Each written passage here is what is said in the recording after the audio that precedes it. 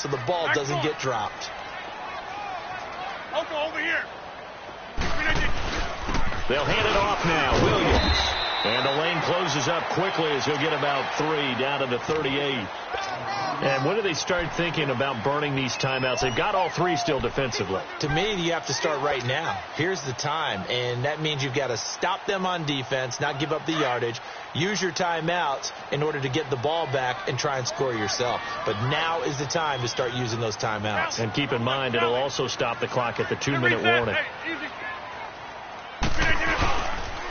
They run it again with Williams.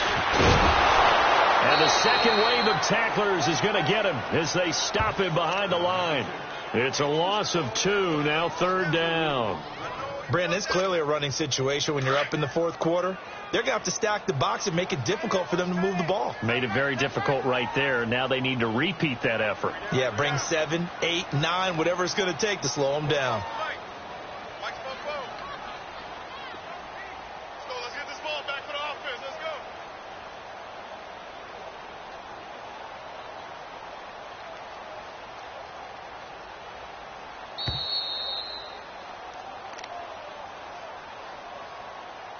Time for a break. We'll come back and see this one out after this. Now, this is a big 3rd down, and you'd have to think we'd see a timeout right away if they can't stop him here.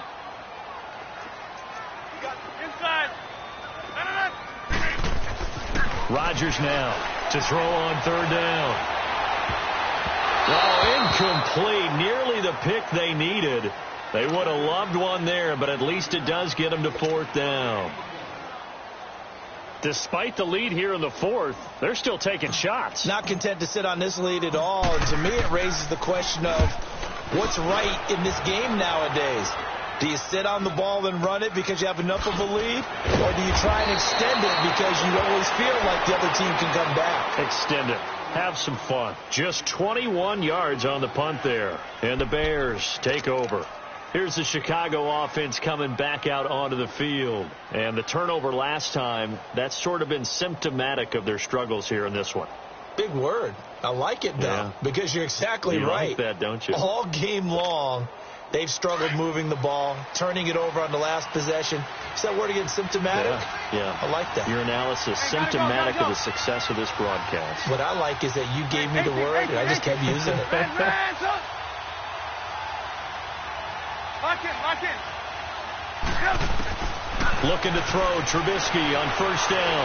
He's going to let it fly. And that one falls incomplete. Looked like he might have had position there, but he couldn't hold on at 2nd down. This defense is continuing to contest every deep ball that is thrown downfield. And, look, it doesn't matter whether you're playing man or zone. Eventually, that becomes man on man, and you've got to trust yourself and go up at that moment of truth and make a play on the football. 2nd and 10 now. It's Trubisky.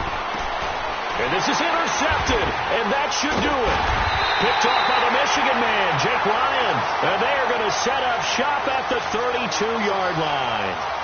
Gosh, you add up last week and this week now. That's 9 interceptions in this 2-game stretch, and we're not done here. It's almost as if they can't even believe their eyes.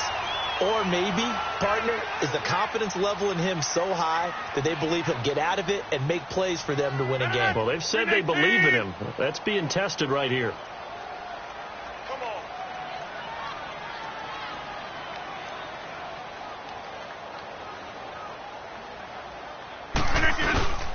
Williams.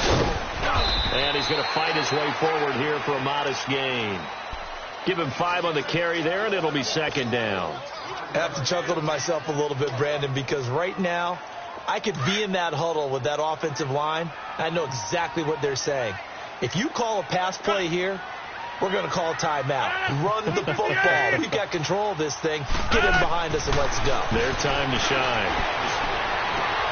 And intercepted. Maybe the turning point they need. Eddie Jackson picks it. And the return will stop them well inside their own 20 at the 15-yard line. Well, that's 3 picks he's now thrown in this game.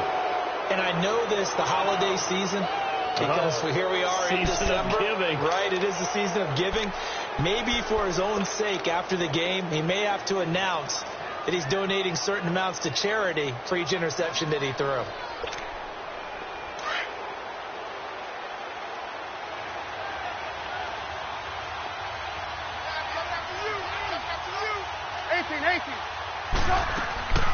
Trying to shake off the interception from the last drive. He'll look to throw.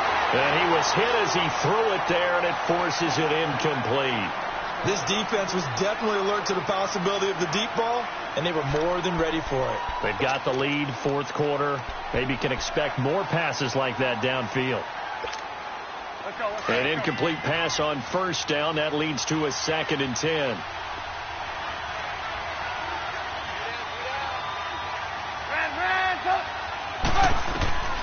From the gun, it's Trubisky.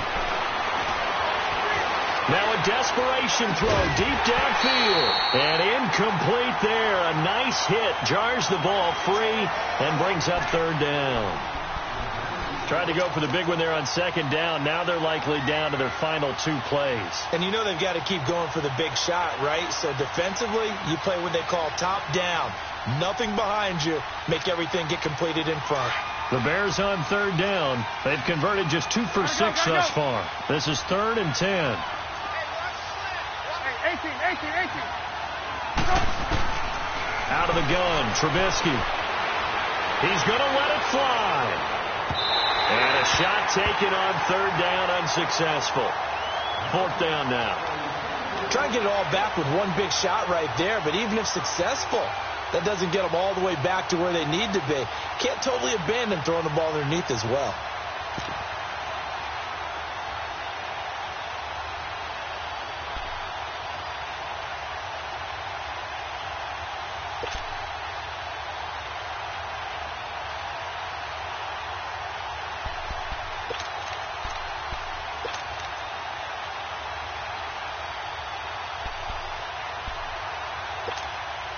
And they're indeed going to go for it here on 4th down. So trailing here in the last quarter. Let's see how this plays out. As expected, they're going for it to keep the drive alive.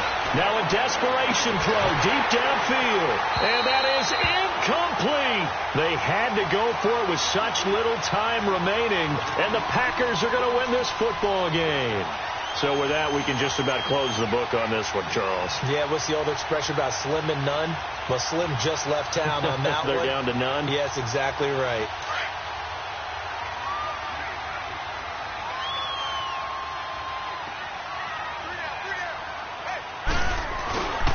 On the ground, this is Williams. And they get to him quickly here as he stopped right around the 13. 2 yards on the carry there. It'll be 2nd down. In order to play really good run defense when you're playing a 3-4, those 3 guys up front, the nose tackle and the guys they call the defensive ends, they're usually big, big people because they're going to have to eat up a lot of blockers. There's usually 5 on 3. And when they do their job well, guys who play in the end. And for the 4th time tonight, it's an interception. Adrian Amos with a pick. I think that interception happened for 2 reasons. Quarterback gets outside the pocket and panics a little bit, and receiver doesn't make sure he's absolutely in an open spot. So there's a guy lurking, took the ball from him. Yeah, so don't wave your arms, right, as a receiver if you're not wide open? Got to know that you're open. Otherwise, just don't do it.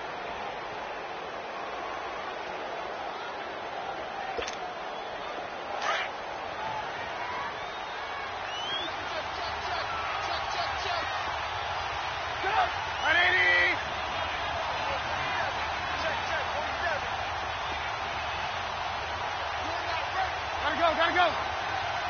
Move.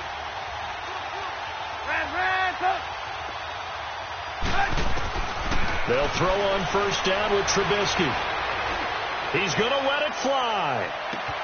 And this is intercepted, and that should do it.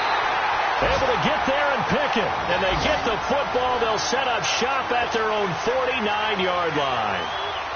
The number 7 usually lucky here. Not for him. 7 picks he's thrown in this game. That's only happened 6 times since 1960.